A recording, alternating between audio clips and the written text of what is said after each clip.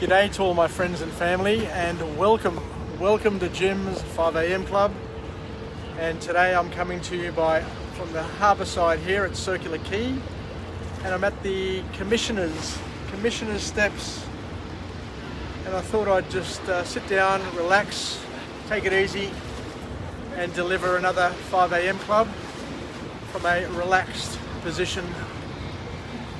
Yesterday I gave a 5 a.m. Club on a book summary, and I talked about a topic which was really interesting, and the topic of discussion was about deep play. And what is deep play? Deep play, and why is it important? And what the authors were saying was that because we work and we're focused so much throughout the day, we basically get very tired, and we need time to recreate and to break away from the activities. And the author also mentioned that the best thing to do sometimes is when you're in a project, or when you're doing a project and you're tied up with work, sometimes the best thing to do is to simply just sit back, take it easy, and drop it halfway. Take a break midpoint through your project.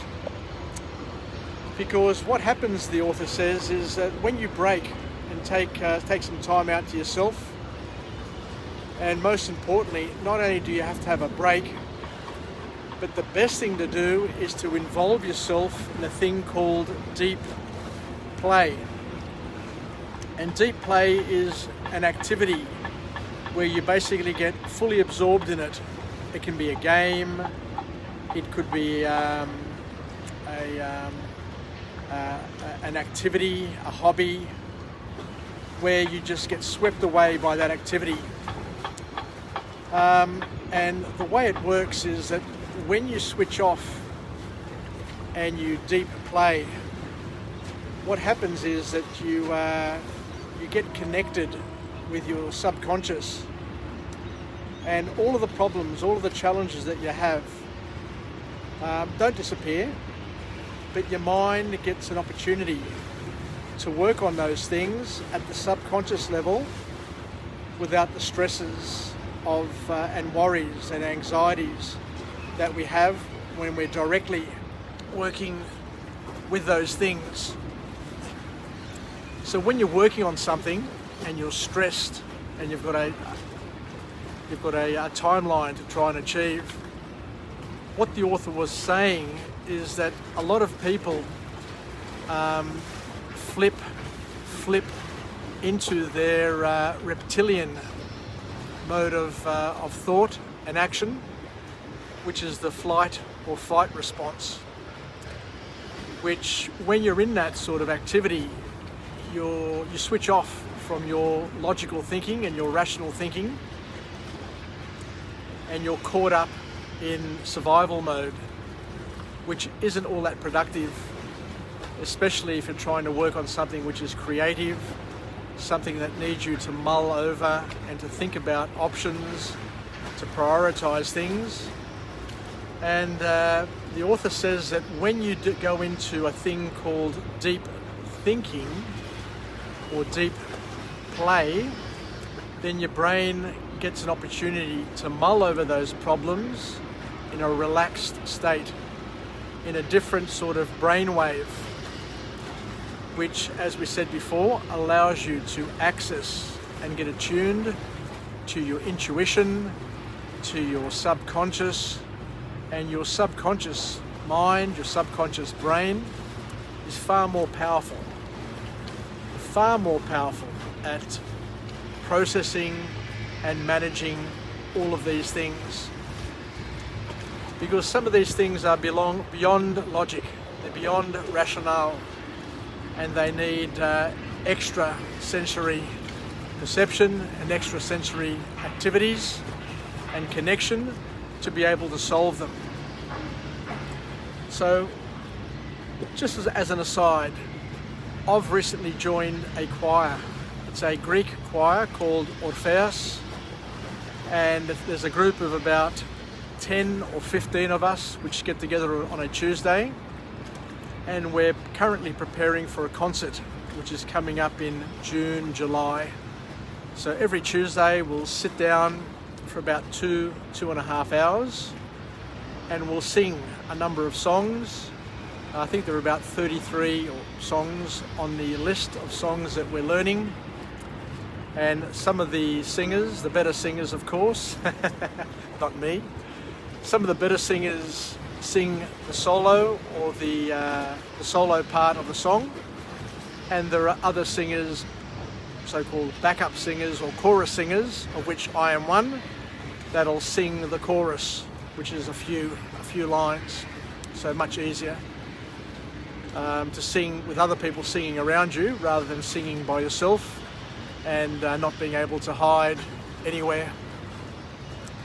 But last night I had a revelation, because in the morning I'd done the book summary on deep play, and that evening I experienced deep play, because when you're part of a choir, when you're singing, you just drift away, you magically and beautifully drift away.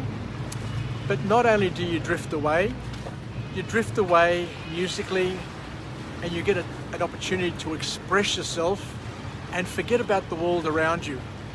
And it's such a beautiful feeling. Look, I have the same feeling when I go to opposize and I dance. It's an opportunity just to switch off from the problems of our world and to basically do something completely different where you're fully immersed. But even though you're fully immersed and distracted, it doesn't mean that your mind is not working overtime. But the beauty is it's working in an unstressed way. You're not forcing the thought, you're not forcing the mental processing. It's just happening instinctively on automatic pilot. And you wake up in the morning and all of a sudden the things that have been troubling you are so much clearer and so much easier to deal with. So I encourage you, and the author of this book that we covered yesterday encourages you to do some more hobbies, to pick up a hobby. Come and join me at Orpheus Choir. What we sing is the older Greek songs, but the popular ones, the ones that everybody loves. And I'm learning the chorus to those songs, so whenever I hear those songs, when I'm in the car or I'm at a concert or I'm socializing with friends and we're dancing, I can belt out the chorus confidently, given that I'll learn the words. Because I'm not really good at the lyrics, I must admit. I'm a rhythm sort of person, but this has given me the opportunity to broaden my scope and to learn the lyrics and to be in a position to be able to sing and express myself, to express my Hellenic style, my Hellenic side, and to channel my Greekness in a way which I haven't been able to effectively do before. So I thought I'd take some time just to chat to you about that. That's just an experience that I've had. But wherever possible, and you're working hard, you don't have to work long hours to solve complex problems.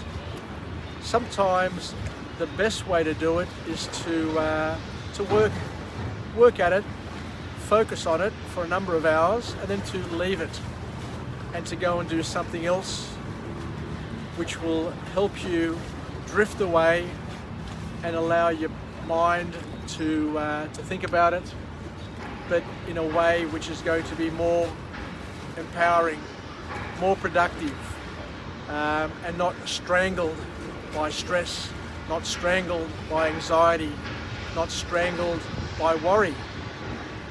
So that's a life hack that I use, that I will continue to use, and I will pass it on to as many people as I can. So thank you very much once again for joining me on this cloudy autumn day. It's the weather has gotten a little bit colder. The breeze, from what I can see, is a westerly. So it shouldn't be all that cold, but it is a little bit cooler than what it was yesterday. And we'll see how this day goes. This cloud looks a bit dark. It's sprinkling as I'm speaking to you right now, but we'll make the most of it while we can. So once again, let's finish off with a positive affirmation. I'm alive, I'm well, and I feel absolutely great. To my friends and family, stay connected, stay relevant, stay reasonable, and most importantly, let's learn how to manage our lives. Let's learn how to incorporate deep play into our lives. And deep play can take many forms. It can be sexual, it can be reading, it could be theatre, it could be singing, it could be exercise. But as long as what you're doing allows you to get fully immersed and fully distracted, it will allow your brain to flip out of the reptilian stress mode of flight and fight response and allow you to tap into your rational neocortex, your new brain, where you can process things in a rational way, but it also allows you to tap into your subconscious brain, where you can process things in a parallel form and be very, very effective at coming up with some wonderful solutions. So let's finish up and let's move on from here. I look forward to catching up with you again throughout the day from a different location with a different message, a message of empowerment where we can become the wind beneath our wings and learn things which will help us live, learn and pass it on. Take care. Filakya from Jim and Jim's 5 a.m. club, and here at the Commissioner Steps, and we'll talk again later. Yasa, Filakya, and we'll chat again. Bye for now on this rather chilly autumn day. Take care.